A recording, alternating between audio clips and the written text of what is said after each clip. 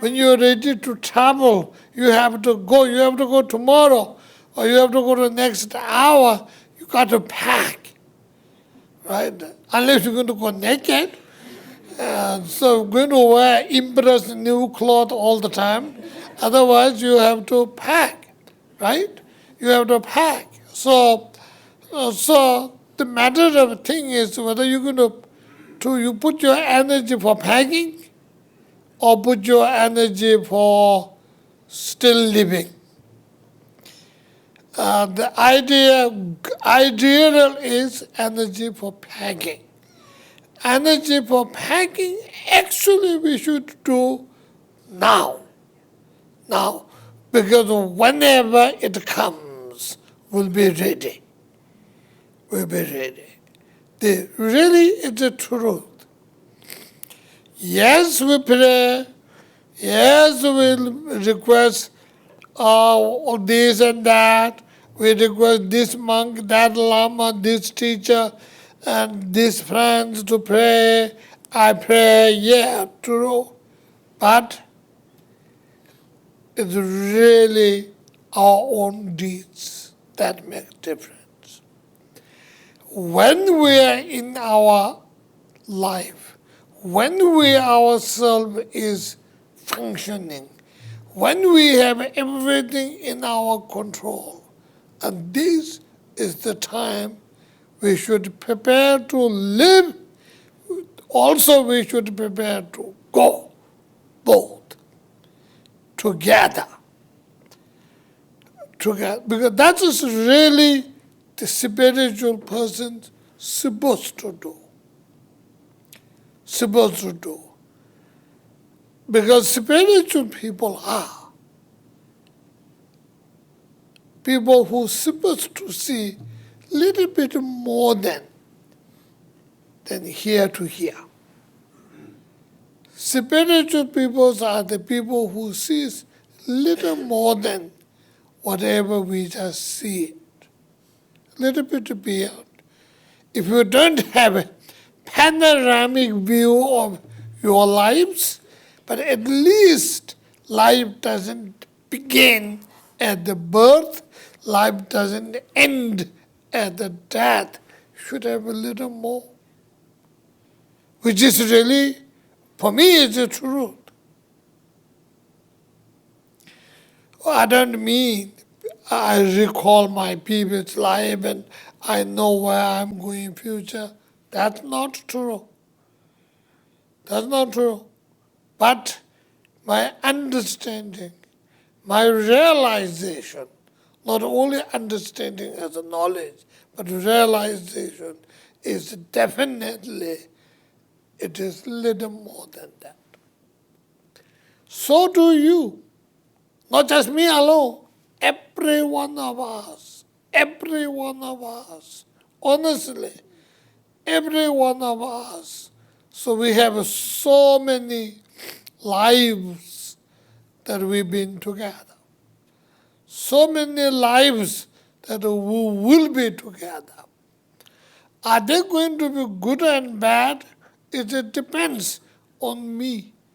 It depends on me. And this is an opportunity for me to make my lives better. And using this opportunity, making my lives better for me, is my spiritual practice.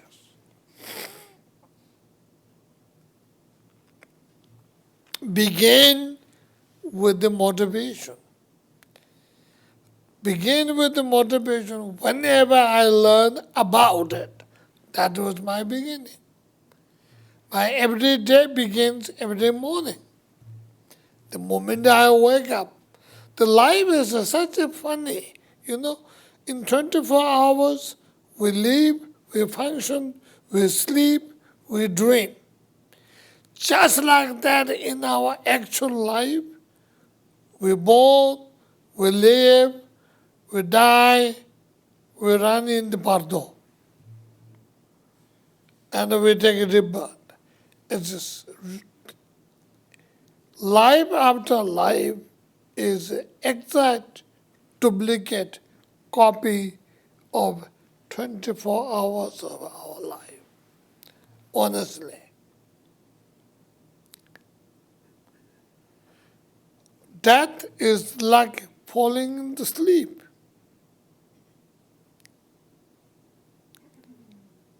Bardo is like a dream.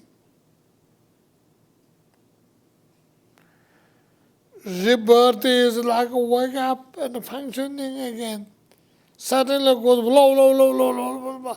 All the noise will come and coffee will smell and all that sort of thing, right?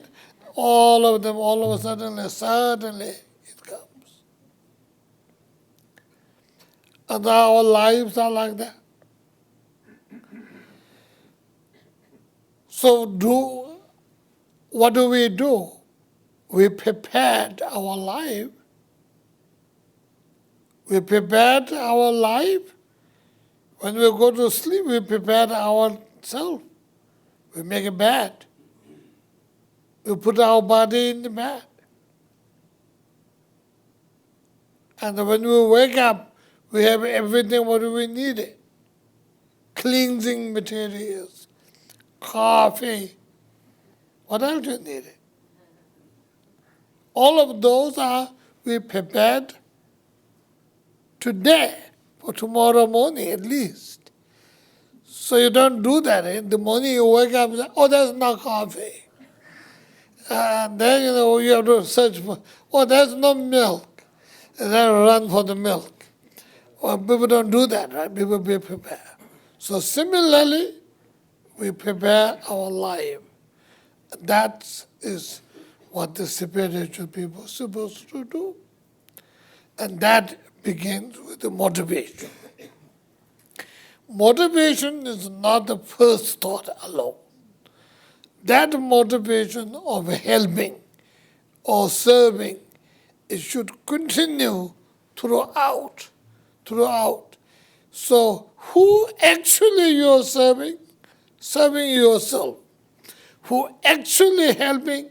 Yourself. Not only this life, your future lives, and yourself. And this is the best way to helping yourself also. There is no other better way to help. If you started harming others in order to make you feel a little better, if you do that, you're creating another difficulty for yourself.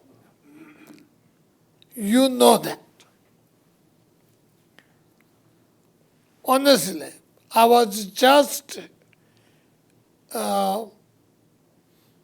Philadelphia day before yesterday. I was talking about the violence in America and whether the Tibetan Buddhism can help by violence in America. This is my subject in La Salle University. So I talked what my thoughts. As you know, I don't prepare my talk. So, I don't have prepared speech to read, I make mistakes, sure. Because I'm not like the new Pope, but it's nice, this new Pope, honestly. I hope. You will never know. This is a few days, but at least he doesn't read the prepared statement. He speaks from the heart. And everybody says he's humble and very nice, right? So anyway, it's great to have a great world religions leaders.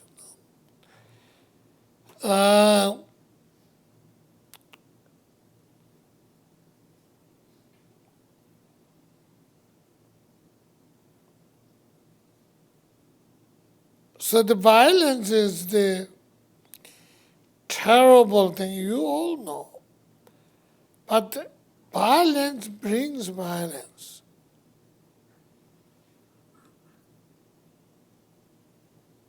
Non-violence It's very, very hard, honestly. I mean, can you imagine where and how the nonviolence movement challenged the violence? It's a really, I mean, it's a like,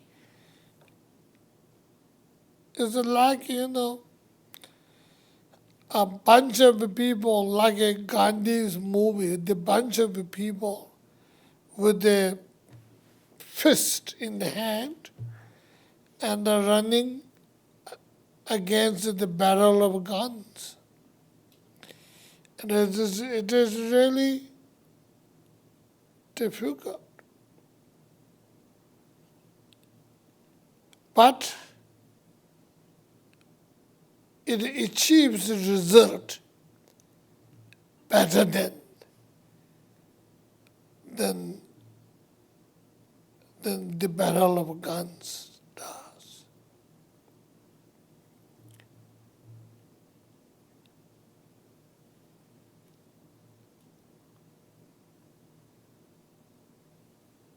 The struggle, the Gandhiji laid for the non-violent struggle, if you watch that movie, I watched that movie, and people just go up and the police, Indian police will beat them with the stick till they fell down, and then group of people moved out, another group of people comes up. I mean, it's just not an easy movement, you know that. And no one will bother you. No one will ever pay any attention to you because you're not going to make that much difference. And when the people pay attention, when the people's movement comes in, when they realize, and then this has so far, this has been the best way of achieving what you want to achieve. Because every violence at the end, you see nothing else left. We did see in our history so many violence. Hitler, Stalin, all of those. At the end, what is left? Nothing. Nothing. But those non-violent movements, everything is left, been helpful. The movement of the Buddha, movement of Jesus, movement of Gandhi. And all of those has a result intact today. All this violence are gone.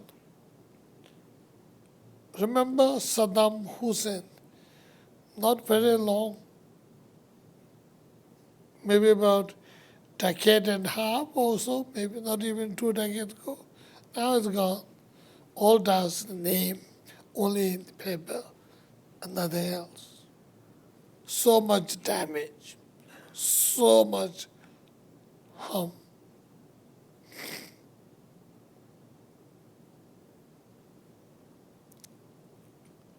So much harm.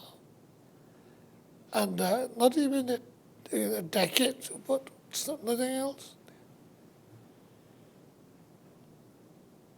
And look at the Gandhis. India is still independent, economically coming up. I mean, even direct result in our life, the non-violence is really something fantastic. That all started with motivation. All with motivation. Motivation of helping. Motivation of helping yourself. Motivation of protecting your own rights.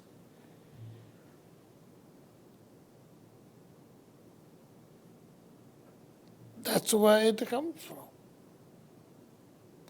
And that will make a huge difference, not only in your life, but the lives of those who are coming in contact with you, connected with you. This is a good way of contributing. The best gift one friend to another is the motivation.